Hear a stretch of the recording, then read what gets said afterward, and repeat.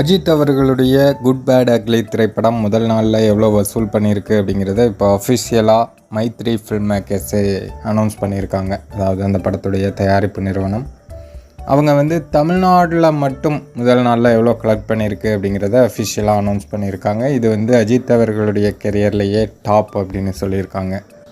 நம்ம ஏற்கனவே ஒரு வீடியோ ஒன்று அப்லோட் பண்ணியிருந்தோம். அதில் தமிழ்நாட்டில் 30 கோடியும் ஓவர்சீஸ் எல்லாம் சேர்த்து மொத்தமாக முதல் நாளில் 50 கோடி கலெக்ட் பண்ணியிருக்கிறதா சொல்லியிருந்தோம்.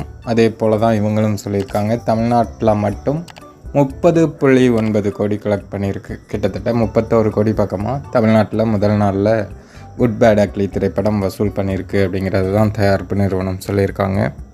படம் ரசிகர்களுக்கு ரொம்பவே பிடிச்சிருக்கு. யங்ஸ்டர்ஸுக்கும் இந்த படம் ரொம்ப பிடிக்கும். ஸோ இனி வரும் காலங்களில் வசூல் எப்படி இருக்குது அப்படிங்கிறத பொறுத்து இந்த படம் மொத்தமாக எவ்வளோ கலெக்ட் பண்ணுது அப்படிங்கிற தகவல் தெரியும். அஜித் அவர்களுடைய படங்கள்லேயே இந்த படம் அதிகமாக கலெக்ட் பண்ணுறதுக்கு அதிக வாய்ப்பு இருக்குது அப்படின்னு சொல்கிறாங்க. சரி, பொறுத்திருந்து பார்ப்போம் என்ன நடக்குது அப்படிங்கிறத.